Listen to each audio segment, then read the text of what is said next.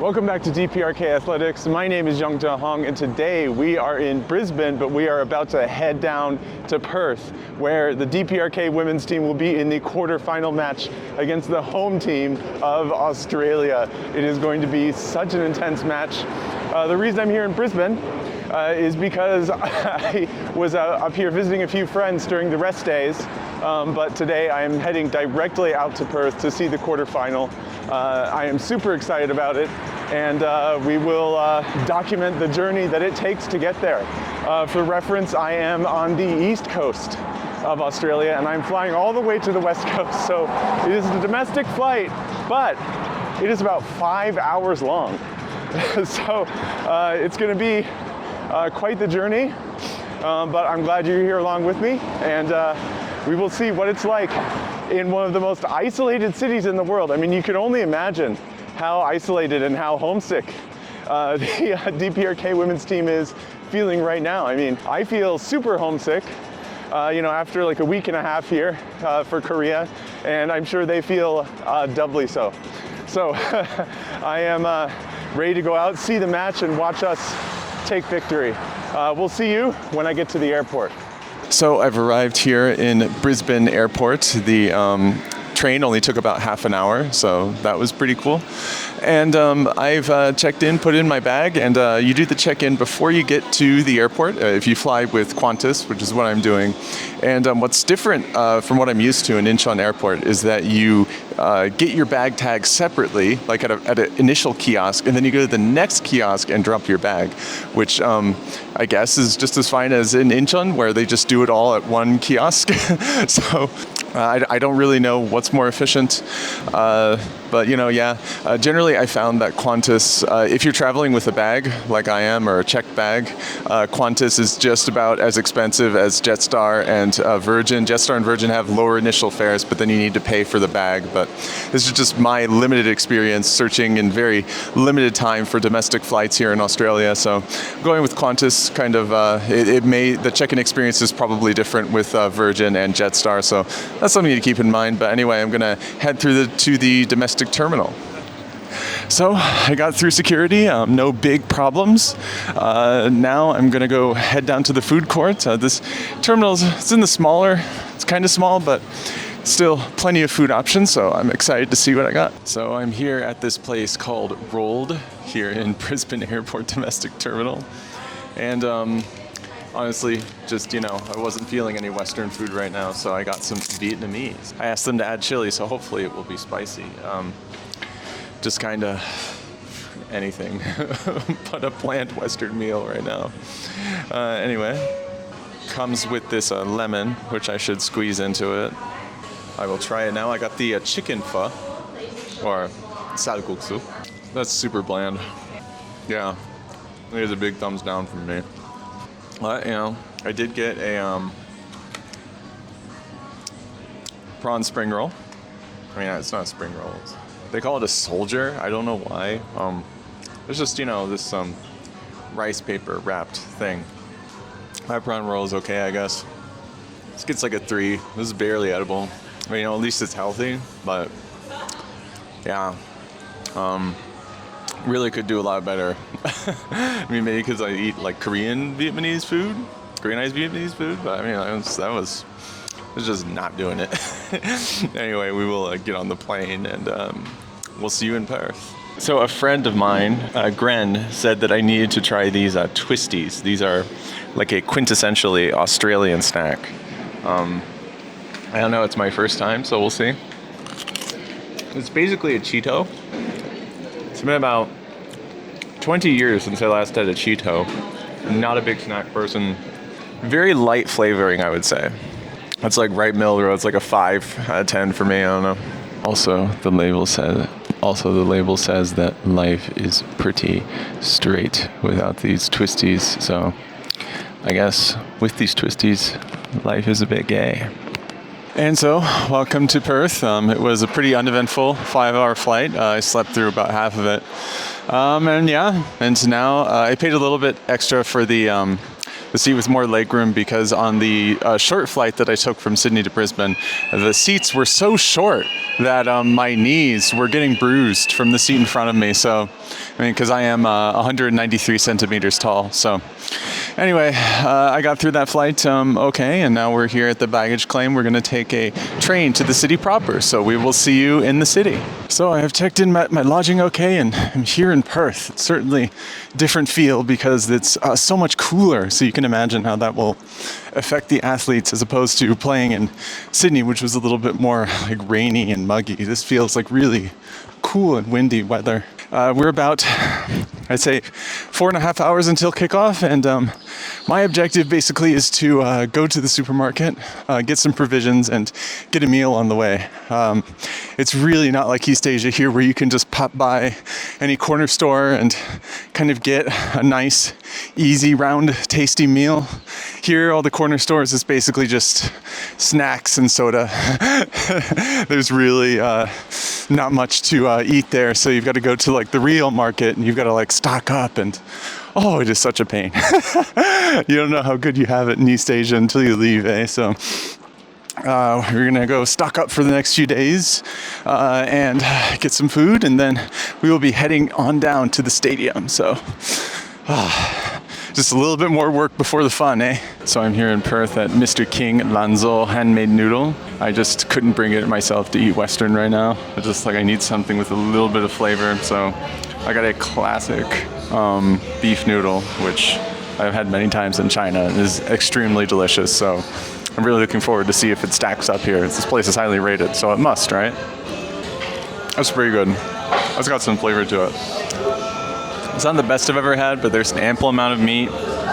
The noodles are nice and springy, and I got some cucumber on the side. Too much cucumber for one person, but nice to get some greens in, you know. And we're gonna have some lemon tea or lime tea.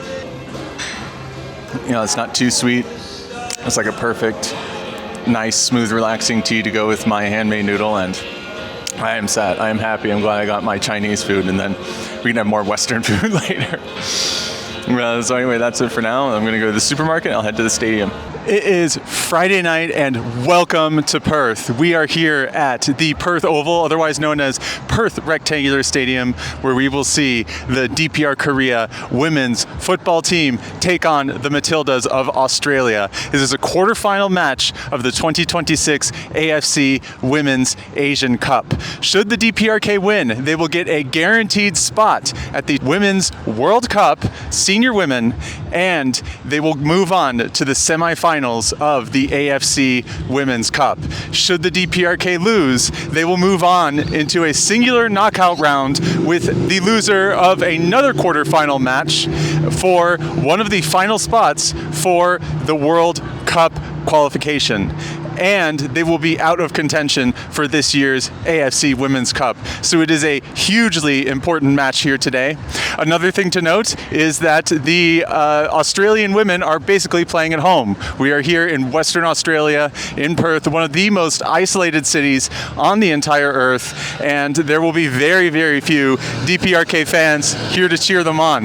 Worse still, the DPRK women are very young, and they have been away from home for about 14 days or more, meaning that they will feel very homesick, and they will be going against all odds against an experienced and skilled Australian women's team playing at home. So it is going to be a very intense matchup, and I cannot wait to get inside and show you the atmosphere. So it's a little bit different here as opposed to the Sydney Stadium, is that this is a little bit of an older, more local stadium structure. So you can see over there, they've set up all the official hype booths inside of the ticketed area.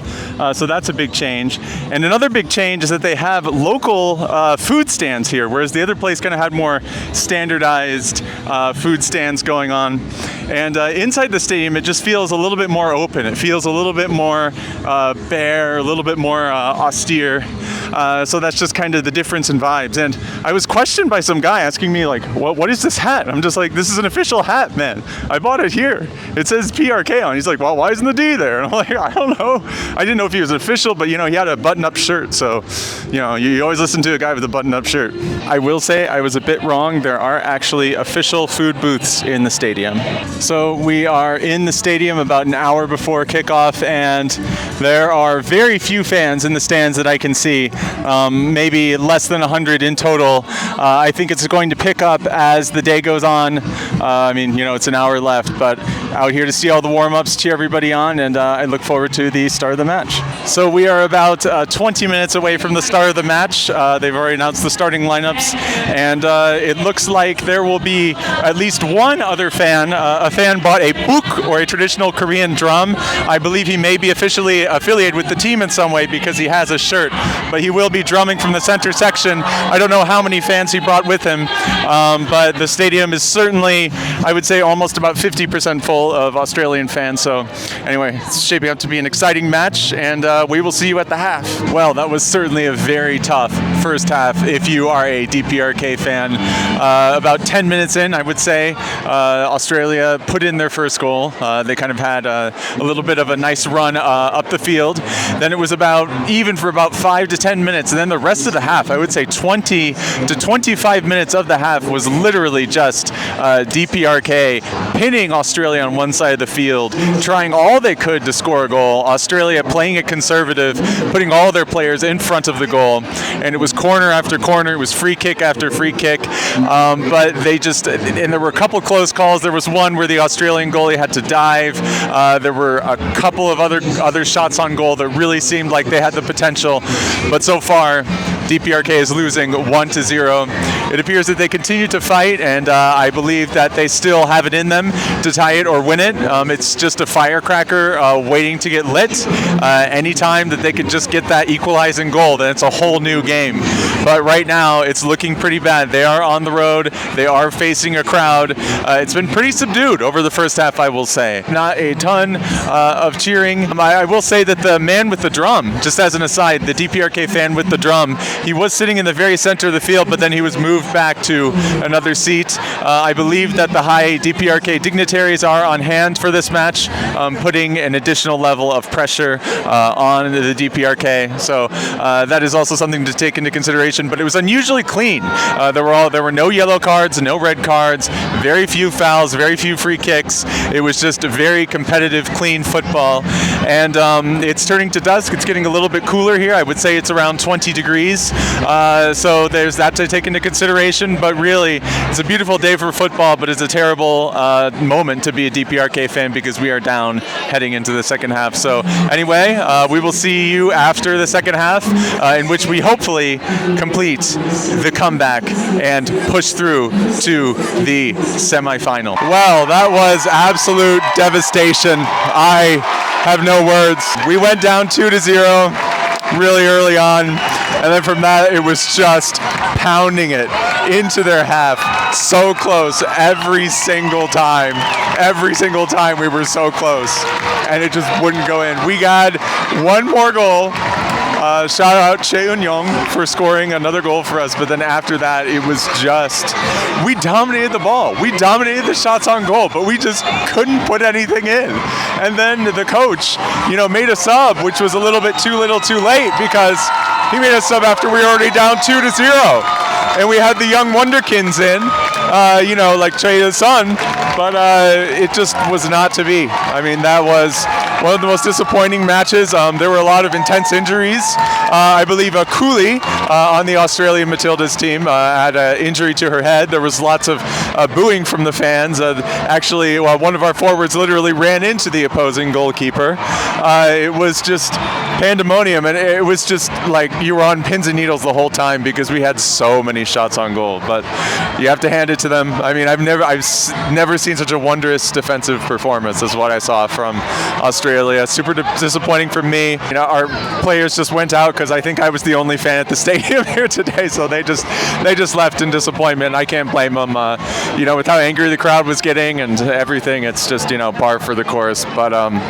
You know, sport, it's not about always the thrill of victory. What makes that victory so sweet is sometimes you have to taste the agony of defeat. And today was definitely part of that agony. I'll close this vlog off here.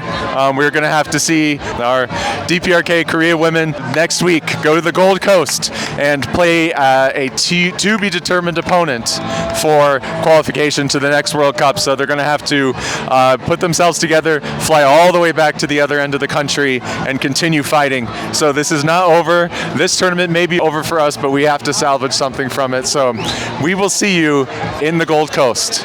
안녕히 계십시오. 여기는 퍼스입니다.